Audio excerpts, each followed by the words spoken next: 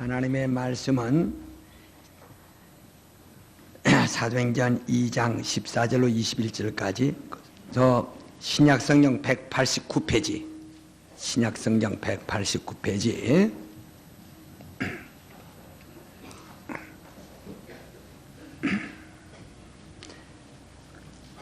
14절 베드로가 11사도와 같이 서서 소리를 높여 가로되 유대인들과 예루살렘에 사는 모든 사람들아 이 일을 너희로 알게 할 것이니 내 말에 귀를 기울이라.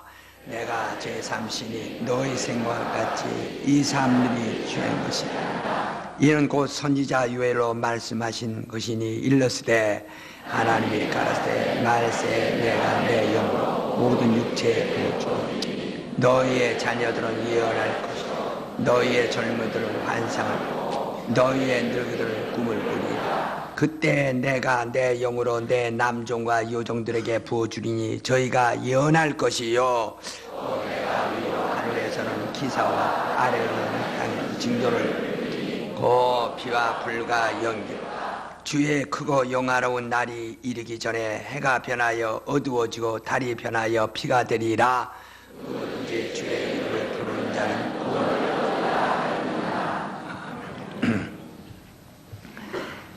하나님은 약속을 지키신다. 두 번만 시작. 하나님은 약속을 지키신다. 하나님은 약속을 지키신다. 하나님은 약속을 지키시는 분이십니다.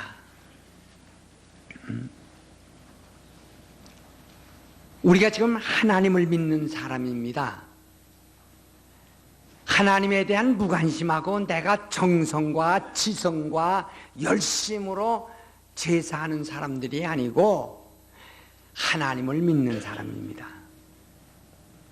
우리 기독교인들이 분명하고 확실하게 이것을 구별하고 그렇게 믿음이 정착이 돼야 할 텐데 아직까지도 이게 정리가 안 돼 있으면 참으로 안타까운 일이에요. 우린 우리의 마음에서 우러나오는 내 열심을 가지고 가서 섬기거나 내 마음에서 우러나오는 내 의지를 가지고 하나님을 섬기는 것이 아니고 하나님이 우리에게 구하시는 대로 우리가 그렇게 의지하고 그렇게 믿고 그렇게 섬기는 겁니다. 그러니까 하나님의 계시에 따라서 열심을 내고 하나님의 계시를 쫓아서 우리가 순종을 하고 하나님의 계시를 쫓아서 우리가 하나님께 예배하고 섬기는 겁니다. 그래 사무엘상 15장 22절 이하에도 그 사울왕에게 사무엘 선지자를 통해서 하나님이 그 불만을 말씀하신 그 내용을 잘 보면은 하나님은 순종을 원하신다 그랬어요. 순종은 제사보다 낫고 하나님의 말씀 듣는 것이 수양의 기름보다 낫도다. 하나님을 거역하는 것은 우상하게 제사하는 것, 사신하게 죄사하는 것과 같은 것이다 그랬어요. 그러니까 오늘 사람들이 신앙이라는 것 자체를 갖다가 오해해가지고 쉽게 말하면 신앙을 갖다가 그저 열심한 어떤 제사, 의식에만 자꾸 생각을 해둬요. 의식을 가지고 이것을 마치 신앙이 좋은 것으로 생각한다 이 말이에요. 의식은 종교에도 들어가고 미신에도 들어가고 의식은 바로 우리 기독교에도 다 의식이 들어갑니다. 그러나 그 의식은 믿음을 위하여 따라가는 하나의 그게 속성이지 하나의 그 속성입니다. 그러나 그보다 더 중요한 것은 하나님이에요. 여러분 다시 말하면 우리 계시를 받는다 하면은 하나님이 모든 걸 간섭하시고 하나님이 주장하지 아니하시면 아니 되는 것을 말하는 겁니다. 내 믿음이 하나님으로부터 간섭을 받고 내 믿음이 하나님으로부터 지시를 받고 내 믿음과 내 행동이 전적으로 하나님으로부터 감시를 받는, 감독받는 것이 아니면 신앙이 아니다 하는 겁니다. 만약에 이게 하나님이 계시지 아니하다 할 때는 우리 모두가 다 필요가 없는 것입니다. 그래서 우리는 우리의 열심, 그것보다 하나님의 구하시는 열심에 우리 자신이 하나님께 내놓고 복종하는 것, 그것이 바로 신앙입니다. 그러면 이 성경에도 구약과 신약이라고 되어 있어요. 그러니까 어느 시대도, 예수 이전 시대와 예수 이후의 어느 시대도 다 하나님의 약속으로 되어 있다. 그래서 하나님의 약속을 믿고 하나님의 약속을 의지하고 하나님의 약속에 전적으로 순종하는 것이, 그게 바로 신앙입니다. 여러분, 이 세상에서 그 약속어음이라는 말을 여러분 들었을 겁니다. 그 마치 이 성경은 마치 약속어음과 같은 거예요. 그래서 여러분, 그 경제인들 가운데 부도가 나가지고 고생하는 사람들이 있어요. 그것은 약속을 자기가 고의로 지키지 못한 것이 아니라 여러 가지 그 조건이 그렇게 되었기 때문에 그러하지만은, 약속을 못 지키면 그 약속이 부도가 날 때는 비참한 경험을 이제 피할 수가 없습니다. 그것처럼 하나님의 말씀은 약속인데 하나님께서 그 약속을 결코 부도내지 아니하기 위해서 독생자가 오셔서 다 성취한 거 아닙니까? 이처럼 그 다음에 신약의 모든 약속은 이제 은사로 약속하셨는데, 그래 로마서 8장에 이런 말씀이 있습니다. 하나님이 아들까지 주셨는데 무슨 은사인들 아끼겠느냐 하는 말씀이 있어요. 그러니까 하나님이 먼저 그 약속하신 그 약속을 다 이루시기 위하여 독생자까지라도 희생하셨는데, 하나님이 그 다음에 그가 독생자까지라도 희생하셨는데 무슨 은사인들, 예수 그리스도로 인하여 약속된 모든 은사가 왜 이루어지지 않겠느냐 하는 겁니다. 그래서 오늘 여러분, 내가 믿음 있느냐는 것은 하나님의 약속, 그 하나님으로부터 약속어음을 가지고 있느냐, 약속을 가지고 있느냐. 그런데 사람들은 약속을 믿고 있는 사람은 신앙생활을 하면서도 절대로 피곤치 않습니다. 다시 말하면 저금 통장에 저축하는 사람들, 그 자기가 돈을 벌어서 매월 좀 풍성풍성 써야 할 텐데 쓰지 못하고 그 조그만 그 수입을 갖다가 또 거기서 잘라서 은행에 저축을 하기 때문에 자기도 쓰기 힘들고 또 은행에 이걸 저축하기 때문에 저축하는 걸 쓰지 못하고 있습니다. 그렇지만은 은행에 계속해서 그 이자가 올라가고 계속 내가 저축을 또 하고 있기 때문에 그 어떤 겉으로는 가난하고 겉으로는 어렵지만은 그 속으로는 뭔가 만족스럽고 뭔가 그 기쁨이 차올라가고 있지 않습니까? 이 저금 통장이 이렇게 차올라가는 같이 올라가고 있지 않더냐. 이것처럼 바로 외형으로는 당장은 그것이 구차게 보여도 한쪽에선 일이 이루어져 가고 있는 것을 여러분이 알 때 그 기쁨이 있다 이 말이에요. 그러니까 이것처럼 하나님의 약속을 가지고 있는 사람은, 약속을 가지고 있는 사람은 내가 주를 위해서 섬기는 일에 피곤하고 어려움같이 느끼지만 이 약속 때문에 항상 의지하는 마음, 이 약속이 내게 반드시 이루어진다, 이 약속을 믿는 그 믿음이 아주 기쁨이 있어 계속 이런 어떤 핍박이 오고 고난이 와도 능히 이것을 극복하고 넘길 만한 능력이 있습니다. 그러나 어떤 사람은 하나님의 약속에 대해 전혀 무시하고 그 약속을 가지고 있지 않다 합시다. 그러면 내가 괜히 가서 주일날 예배 드리면 돈 100원, 몇백 원을 내더라도 손해보는 것 같고 그냥 돈 버리는 것 같고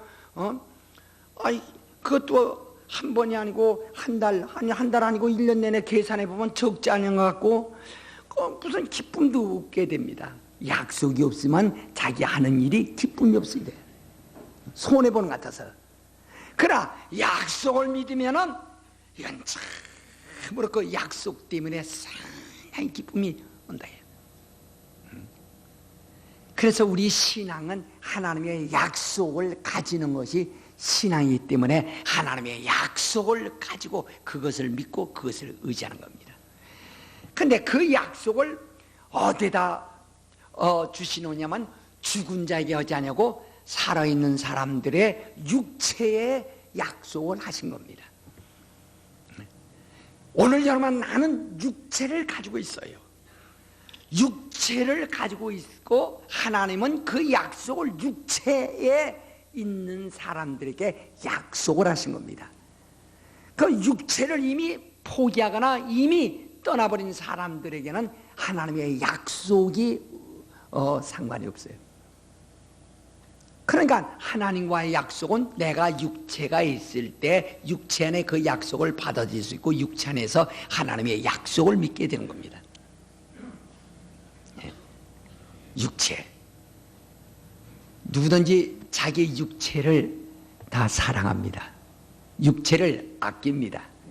그러나 그 육체가 얼마나 고난스러운 존재인지 말도 못하거든. 육체, 이 육체가 쓸 때는 편령 같은데 어쩌면 육체가 굉장히 거치장스러운 존재입니다. 가만히 보세요. 이 육체는 무슨 조건과 무슨 사정을 알아줄 배도 아니에요. 그저 저만 알아달라고. 응? 그저 쌀값이 오르고 내리고 관계없다. 하루에 3끼만 먹여달라고. 자꾸 뭐 먹겠다고 걸떡거리고 자꾸 요구한다. 그저 이 육체가 요구하는 건 나는 이놈의 입은 사정도 없어요. 그저 자꾸 긁어 넣어달라고 하는 거거든요. 그래서 또 먹고 마시고 먹어도 끝없이 자꾸 먹어. 그저 자꾸. 그러니까 인구조사할 때 보면 이 집 식구 몇이 오거든. 개문이 이 집 박구미 몇 개 오는 소리거든. 예. 바십자 입구자 해가지고 그냥 이거 입으로 자꾸 들어간다. 이게 입으로 들어가는 문제만 있는 것이 아니라 입어야 하는 이걸 또 입어야 하고 잘 때 덮어야 하고 하여튼 이 육체 문제 때문에 보통 그러니까 그저 남자나 여자나 하나만 낳자는 것도 뭐냐면 여러 나가지고 그 육체 다루기 어렵게 육체의 종로로 터지 말고 그냥 하나만 낳아서 그냥 그 고생을 좀 줄이자 하는 거란 말이에요. 그토록 이놈의 육체가 보통 문제가 아닙니다.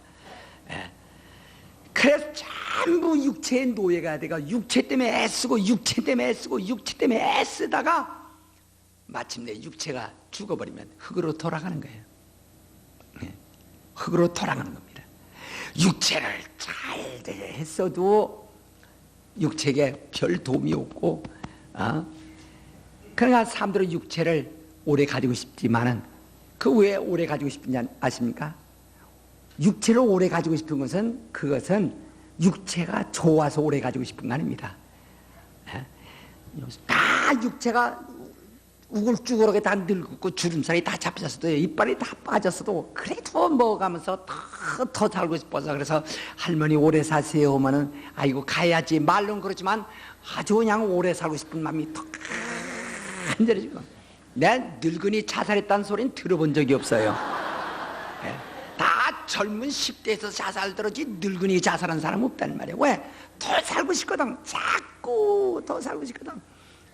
그렇게 육체 그 외에는 사실 죽기를 무서워서 오래 살고 싶어하는 겁니다. 죽는 것이 무섭기 때문에 그래서 오래 살려고 자꾸 오는 거란 말이에요. 이 죽음이 닥쳐온다고 느끼니까 그래서 죽기를 무서워서 그래서 몸부림치는 거예요. 성경을 써요. 죽기를 무서워 일생 종려를 타는 자들이라 그랬는데 그 육체라는 것은 죽는 것을 무서워하고 있다고. 왜냐면 소망이 없으니까. 소망스가. 그래서 성경은 말하기를 육체는 흙이니 흙으로 돌아갈 것이다 이랬어요. 아무리 육체가 훌륭해도 흙으로 돌아갈 것이다. 어떤 사람이 공부를 많이 했는데 공부를 많이 해서도 흙으로 돌아가버리면 그 차이가 아무리 공부를 많이 했어도 아무것도 아닙니다. 난 여러분도 신문에서 가끔 보았지만은 아주 명문 대학을 다니던 학생들이 그만 자살하는 것을 보면 참 안타깝다는 말이에요. 그렇게 좋은 학교에 그렇게 애써서 많이 배워놓고서 그만 자살해버리면 그거 지식도 그냥 함께 없어져 버리고 마는 겁니다. 어떤 학자가 많은 걸 배워가지고 그것을 갖다가 지식을 제자들에게 이양을 시키죠. 가르쳐가지고 제자 삼아서 자기 지식을 그로 옮겨놓는. 그러면 자기 육체는 죽어도 지식은 내가 배운 지식은 제자의 머릿속에 남아 돌아가게 되죠. 이렇게 육체라는 것은 사라지면 끝입니다. 명예가 있어도 죽은 끝입니다. 우린 신문에 얼마나 옛날에 독립운동하던 분들 또 옛날에 그 정치가들 또 그 이상의 명인들이 얼마나 많습니까? 그런 사람들이 지금 다 사라져 있잖아요. 다 사라져갔잖아요. 자꾸 없어져 갑니다. 이렇게 이 자리에 계신 분들도 100년 여기서 100년 이상 앞으로 사실 분은 난 믿음 없어. 100년 이상 살 사람이 여긴 없는 것 같아. 물르지 99살까지 혹시 살 사람이 있을런지. 그런데 거의 자신이 없어요. 다 흙으로 돌아갈 것입니다. 완전히 흙으로 돌아갈 것입니다. 이것은 하나님이 말씀하셨어요. 너는 육체를 땀이 흘려 이러다가 필경은 흙으로 돌아가라. 필경은 흙으로 돌아가라. 완전히 흙으로 돌아가라. 필경은 흙으로 돌아가라. 완전히 돌아버리라. 또 바울 선생은 그렇게 말했어요. 이 육체가 있는 한 육체가 하나님을 기쁘시게 할 수 없다. 왜냐하면 육체에서 나는 모든 생각이 하나님과 원수가 되나니 하고 로마서 8장 6절이 말했어요. 그러므로 하나님의 일하지도 않을 뿐 아니라 할 수도 없다 이렇게 말했어요. 또 바울 선생이 갈라디아 5장에 말하기를 육체의 소욕은 성령을 거스리고 그랬어요. 육체의 소욕은 성령을 거스린다. 도무지 성령을 기쁘시게 할 수가 없다. 성령을 거스린다. 이 육체가 있어서 정말 하나님 앞에서는 그렇게 별반 신통한 존재가 아닙니다. 거기다 또 육체가 질그릇처럼 깨져버려. 가치가 없어요. 나 전에 우리 집사님 어떤 집사님 얼굴이 큰 집사 있었어요. 아주 그냥 저쪽 우리 개척할 때 아주 잘생기고 그러더니 갑자기 죽었어요. 죽었는가 근데 얼마나 배기 싫은지 말도 못해요. 그러니까 그 육체가 아무리 훌륭하다 할지라도 육체가 죽으니까 아주 정말 그렇게 보기 싫고 비참하다. 그랬는데도 하나님은 우리 육체에 약속하셨어요. 육체에서 만나 주시고, 그래서 하나님은 우리 육체에서 하나님과 우리 영혼이 만남이 된다. 육체에서 하나님께서 우리를 만나 주신다고요. 그러니까 누구든지 육체에 있을 때 하나님을 거기서 만나는 거지, 육체를 떠나서는 하나님을 만날 길이 없어요. 우리가 육체를 태어난 게 얼마나 감사합니까? 육체가 있었기 때문에 육체 안에서 하나님을 만나신다. 하나님도 성령을 육체에 부어주셔서 육체 안에 있을 때만 하나님을 배울 수 있게 하셨습니다. 육체는 질그릇처럼 깨지면 아무 가치가 없어요. 그래서 바울 선생이 고린도후서 4장 7절에 말하기를 육체는 마치 질그릇이다. 그래서 이 질그릇에 보화를 가지고 있다. 곧 성령을 모시거나 육체에 정말로 하나님이 주신 믿음을 가지고 있거나 하나님이 주신 복음을 가지고 있거나 하나님이 우리에게 주신 아들이라는 신분을 가지고 있다. 육체라는 것이 어떤 면 아주 구차한 존재만 그것은 쓸 줄 모르기 때문이죠. 나도 과거에 이것이 쓸 줄 몰랐을 때는 참 귀찮은 존재였지만 이제는 다행스러운 것은 내가 육체에 있을 때 회개할 수 있었다는 사실. 회개는 왜 합니까? 주님을 모시기 위해서 회개한다.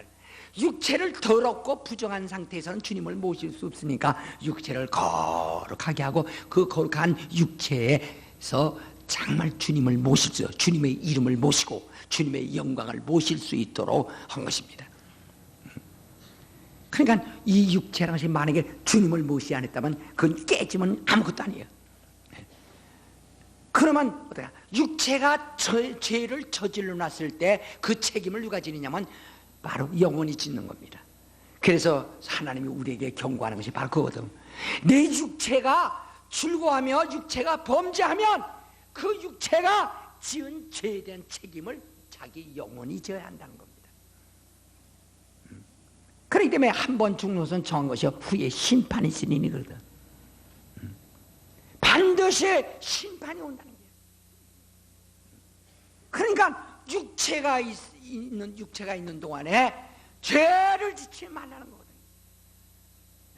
만에 하나 육체가 있는 동안에 죄를 졌으면 육체가 있는 동안에 빨리 회개하라 해요. 육체 떠난 때문에 회개할 기회가 없어요. 육체가 있을 때 빨리 회개하라 해요. 왜냐하면 회개는 육체가 있을 때만 가능하기 때문에.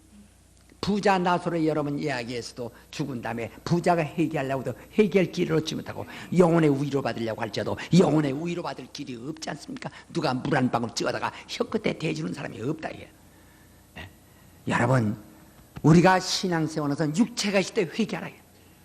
우리 그리스도인들은 육체가 있을 때 회개하고 죄산받고 육체가 있을 때 죄산받고 육체 안에 있을 때 그 안에서 내 영혼이 거룩해지는 겁니다. 육체가 더러우면 영혼도 더러워집니다. 죄는 육체가 짓는데 책임은 영혼이 지어야 된다 이 말이에요. 생각은 육체가 하는데 책임은 영혼이 져야 합니다. 그래서 바로 육체가 있을 때 거룩하라고 말씀하십니다. 믿음은 육체가 있을 때 믿음 가져야지 육체를 떠나서는 믿음을 가질 수가 없어요. 그러니까 고린도전서 15장에 보면 죽은 자들로 해서 침례를 받는 자들이 있다 했어요. 그게 무슨 말이고니? 자기 가족 중에 말이요 먼저 죽은 사람이 있다 이 말이요. 그때 얼마나 안타깝겠어. 자기가 부활을 알게 될 때 아니 예수 그리스도와 함께 연합하여 죽었으면 예수 그리스도와 함께 연합하여 산다고 하는 이 믿음을 알았을 때 나보다 먼저 죽은 사람이 얼마나 안타깝겠어요. 그러니까 안타까워서 법에도 없는 계명에도 없는 하나님의 약속에도 없는 그 일을 막 행합니다. 내가 대신 그 죽은 사람에 의해서 침례를 받음으로 그들에게도 혹시 부활이 있으면 얼마나 좋을까. 그래서 대신 침례를 받는 사람들이 있었습니다. 그러나 이것은 계명에도 없는 법에도 없는 일이죠. 육체가 떠난 다음에 남들이 아무리 몸부림쳐도 할 수 없습니다. 그러니까 요새 사이비한 데서는 이거 미혹하느라고 죽은 사람에서 축복하면은 혹시 그 사람들이 복을 받을 수 있고 죽은 사람이 죄를 짓고 죽었어도 혹시 용서받을 수 있다고 하는 그런 어리석은 것을 가리켜서 사람들을 미혹하는 사람들이 있거든요. 그러나 사람이 딱 죽으면 그 시간에 장례식 치러지는 것 외에는 없습니다. 죽은 사람의 영혼을 위하여 다시 어떤 기회를 마련해 줄 방법이 없어요. 우리가 죽은 사람을 위해서 살아나도록 주님 얼마만 더 살려주세요 하고 몸부림치는 것은 그가 회개할 수 있는 기회를 갖게 하는 것이고, 만약에 회개하고 그가 육체가 죽었다면 천만다행입니다. 그러니까 육체가 있는 동안에 회개치 않으면 회개할 기회가 다시는 없기 때문인 겁니다. 육체가 있는 동안에 하나님의 약속을 받아서 하나님의 영으로 거듭나지 않으면, 하나님의 영으로 은사를 받지 않으면 육체 떠난 다음에는 그런 놀라운 은사를 맛볼 수가 없어요. 육체가 있을 때 그리스도의 피의 은혜를 입지 않으면, 그리스도의 피뿌림을 받지 않으면 육체를 떠난 다음에는 다시는 피의 은혜를 입을 수가 없습니다. 그러니까 이 육체란 것이 좋은 것입니다. 이때 성령을 육체에 보증히 했어요. 여기 지금 몇 가지 약속이 있습니까? 남자와 여자와, 남자의 육체나 여자의 육체나 하나님은 동일하게 성령을 부어주신다. 또 여기서는 늙은이와 젊은이에게 그저 남녀노소 불문하고 다 육체의 성령을 부어준다. 그때 어때요? 젊은이들은 환상을 본 것이다 그랬어요. 우리가 오늘날 신령해지기 원하되 정말 하나님이 약속하신 대로 내가 육체에 부어주니 하신 대로 육체의 성령을 받아서 육체가 신령하되 영안이 바짝 뜰 만큼 신령해져야 되는데 영안이 뜨지 못했기 때문에 하늘을 보지 못해요. 주님을 보지 못해요. 또 노인들도 성령을 육체에 있을 때 성령을 받아서 꿈을 꾸대도 신령한 꿈을 꾸면 얼마나 좋겠어요. 얼마나 좋겠느냐고요. 이렇게 육체에 부어주니 육체를 떠난 다음에 아니라 육체 안에 있을 때 육체에 부어준다는 약속을 믿고 우리는 육체가 있을 때 여기서 파대합니다. 내게 부어주세요. 육체가 성령이 오시면 성령이 육체에 부어주시면 성령을 따라 지혜가 있고 믿음이 있고 권능이 있고 그리고 지식이 있고 하늘에 신령한 것들이 있고 하나님의 복이 있고 성령을 따라 육체에 성령을 부어주시면 성령을 따라 임하시는 모든 능력이 너무 많습니다. 오늘날 사람들이 육체를 가지고 성령을 해방하고 거역합니다. 게을러서 해방하고 불신해서 해방하고 죄를 져서 해방하고 이게 얼마나 참 안타까운 일. 오늘 여러분 내가 자신을 다시 한번 이해한다면 여기서 하나님의 약속을 받아들일게요. 오늘 자기들이 자기 육체가 지금 대단한 줄 알기 때문에 성령의 약속을 무시하고 이를 등한히하는 겁니다. 그 때문에 성경이 뭐라 하니? 너희는 성령을 근심하지 마라. 왜?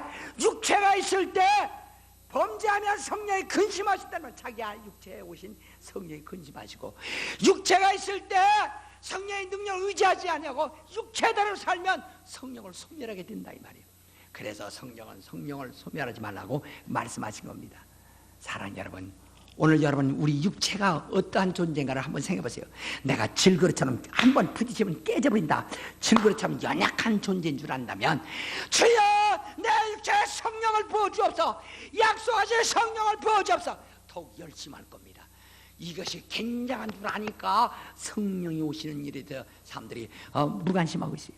우리 육체가 연약합니다. 깨지면 고합니다. 그러니까 깨지기 전에 육체에 이 연약한 질그릇 같은 육체에 성령을 부어주시려고 할 때 내게 주시옵소서. 내 육체가 연약하오니 성령을 주시고 내 육체가 연약하오니 내게 권능을 주시옵시고 거룩하게 하소서. 육체가 연약하기 때문에 육체에 막 큰 권능을 부어달라고 하시기를 예수님으로 전합니다. 기도하십시다. 기도할 때 이렇게 하세요. 내 육체가 연약한, 확실히 연약함을 알아야 합니다. 내 육체가 연약하오니 내가 성령을 주옵소서. 육체에 부어주옵소서. 오늘 이 시간에 정말 당신 질그릇 같은 당신 육체에 부활을 담으세요. 성령을 담으세요. 성령과 은사와 권능을 담으세요. 다 같이 동서로 기도하십시다. 아주 간절한 마음으로